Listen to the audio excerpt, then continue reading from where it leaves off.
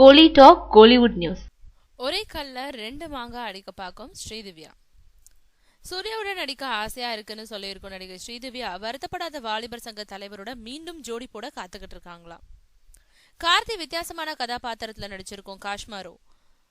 இந்த படத்துல நயன்தாரா ஸ்ரீதிவ்யான்னு ரெண்டு நாயகிகள் இருந்தாலும் கார்த்தி யாரையும் காதலிக்கலையாம். வளர்ந்து வரும் நடிகையான ஸ்ரீதிவ்யா கோலிவுட்டோட முன்னணி நடிகையான நயன்தாராவோட சேர்ந்து முதல் முறையா நடிச்சிருக்காங்க. நயன்தாராவை பார்த்து நான் மிரளல, அவங்க பெரிய நடிகைன்னு இல்லாம நட்போட பழகுனாங்க. அவங்க ரொம்பவும் அழகா இருக்காங்க. நாங்க ரெண்டு பேரும் சேர்ந்து நடிச்சது ஒரே ஒரு நாள் தான்னு சொல்லியிருக்காங்க ஸ்ரீதிவ்யா. நான் அதிக சம்பளம் எல்லாம் கேட்கறது இல்ல. நான் சம்பள விஷயத்துல கராரா இருக்கிறதா வெளியாகும் தகவல்ல உண்மை இல்ல. யாரோ விஷமிகள் என்னை பத்தி தவறான தகவல்களை பரப்புறாங்கன்னு ஸ்ரீதிவ்யா தெரிவிச்சிருக்காங்க.